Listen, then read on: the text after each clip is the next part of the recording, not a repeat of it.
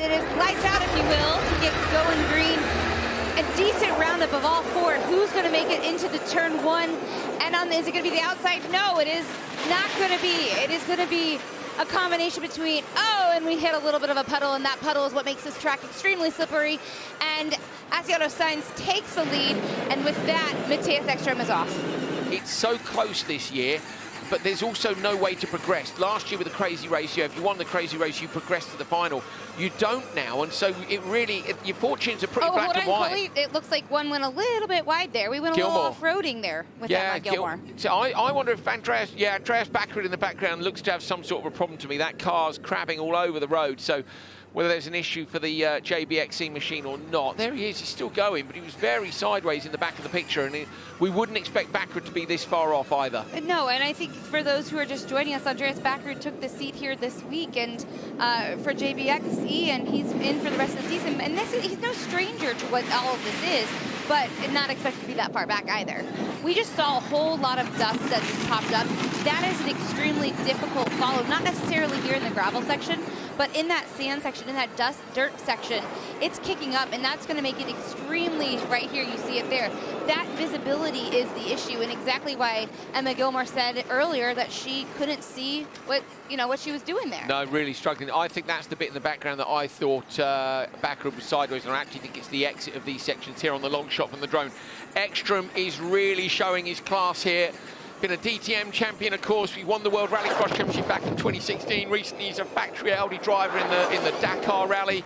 He's been racing side by side. I mean, this guy is a brilliant all-rounder. He's gapping Kevin Hansen, not by much, just a little bit. Kevin's actually taken a couple of tenths back off him in that last sector, but it's going to be very close, and Molly Taylor will fancy her chances of coming back at Laia Sands, but Sands has been as quick as Sainz. Look at this on board. Look at Kevin as well, gritting his teeth, trying as hard as he can to close that gap back down. And as you can see, they're kind of lining up, getting ready. And this is a big moment too. They want this clean, they want this precise. Precision is a key.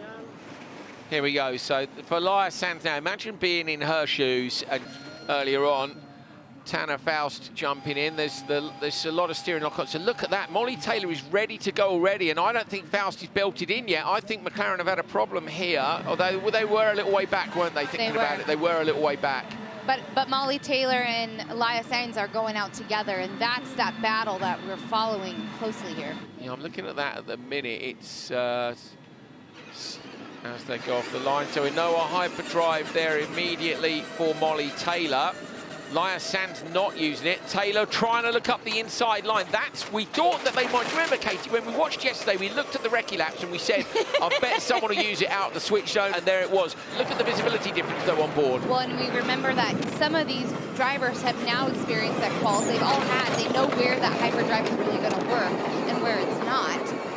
Molly Taylor trying close behind to get a hold of them. Valachi wants this win. We knew they were fast in practice. They took both of the practice charts yesterday, and with their issue today, it was a big disappointment because the championship points are what they're after. You can see Tanner Faust right now. He looks pretty calm behind the wheel right now. He doesn't have any visibility issues, or he shouldn't at this point in time, and you wonder about putting down a real fast lap. As we are nearing the final of this redemption race, Laia Sands looking extremely comfortable there in the car. I wish I knew what she was thinking right now. This has got to be a big breath of fresh air, knowing that they came into this race weekend, tying Valachi with 46 points, coming down the downhill, making sure she keeps it all in one piece. Maybe if we go up 2 wheels, it's okay, because there it was. This is a big finish for Laia Sands and Asiago Sainz XC team. Look for the green, there it is. Oh, a lot of wheels been there for RJ Anderson. We've seen 4 cars using an hyperdrive off the line on the outside line. It's Johan Kristoffersen who's trying to come the entire way round the outside, carry the extra speed through. If he ends up in the water, he might lose time, goes through there, side race, Andretti United. And look at that, McConnell coming up for X44. He waited for the exit with the Anoa hyperdrive and makes the passes on the run down to that first left-hander. Brilliant tactics. They're coming a bit hot though. Runs high up on the hill. Oh, Andretti out to Kiel, having a look up the inside. Timmy Hansen going to pass McConnell, pushes him out wide. Kristoffersen there to pick up the pieces. Oh, McConnell runs up the bank on the outside, almost contact with the RXR machine.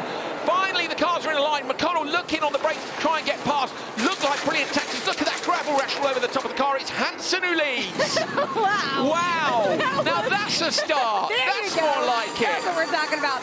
And of course, as we're seeing, this is side-by-side battle. Like Coley, we've been talking about the fact that this is not a track where there's a lot of passing. And so when they're going two side-by-sides like that, it really is making it a thrill for these narrow roads. Oh, and RXR off the side of the road! Johan Christopherson! I don't know if something broke on the car. He ended up going hard left off the road. There he is on board. He's fine. It's a light roll. Doesn't even look perplexed by it. But RXR are out of this one. So McConnell just took 3/10 and another 3/10. So Fraser McConnell's taken 3/10 out of Timmy Hansen between each of the last waypoints. And we're getting notified that there is an investigation for car 44 and 23. So that's Andretti Altakeelit and Fraser McConnell. So, I mean, that might be... I've got to be honest, I didn't see anything untoward. Katie Munnings looks on, knowing what she's up against, knowing the lead that right now that Timmy Hansen's producing for the team. But unfortunately, if there is anything that comes out of that incident, that might make an impact. It might indeed. We've got a slow zone coming up at waypoint 13. So you're going to have to go ultra slow from the top here. I don't know if Timmy's seen it or not.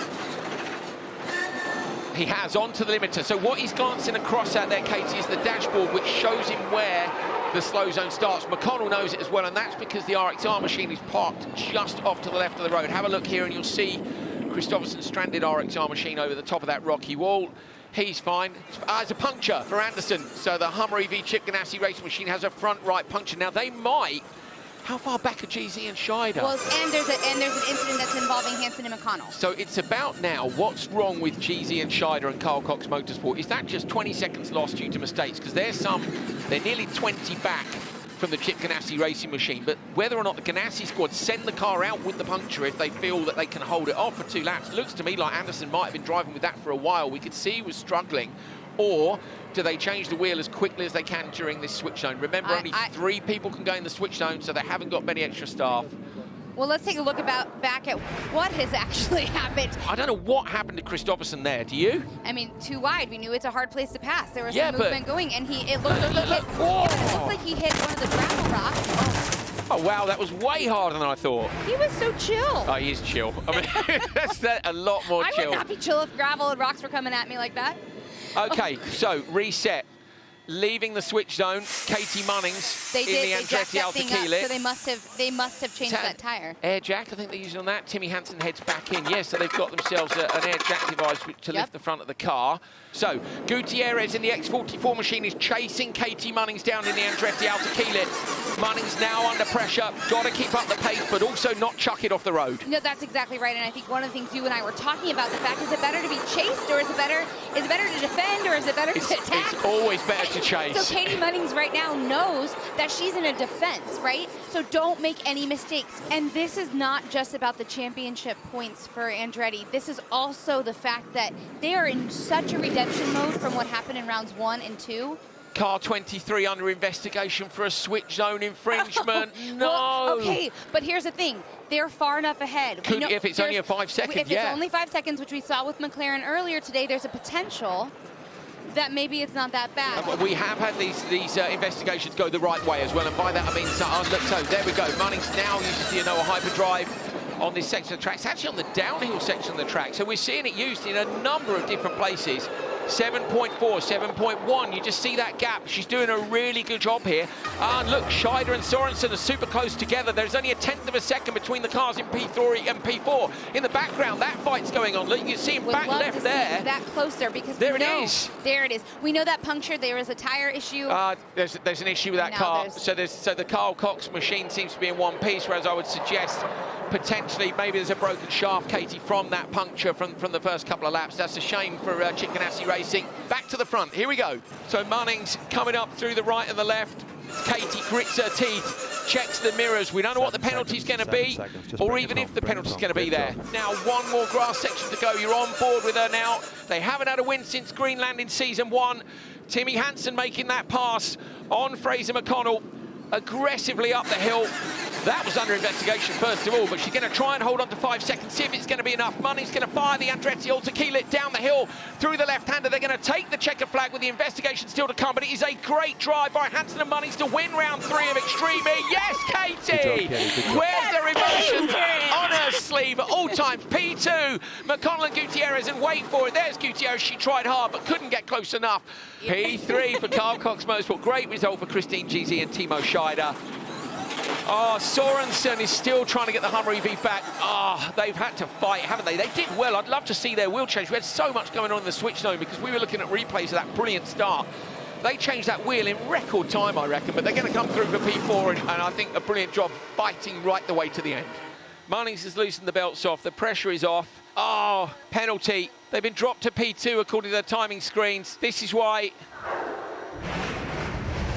it's a tiny bit early. They've been given a time penalty of 15.3 seconds, and after the joy of the victory comes the despair of the penalty. I'm gutted for Katie and Timmy. So your winners are McConnell and Gutierrez for X44 Vida Carbon Racing.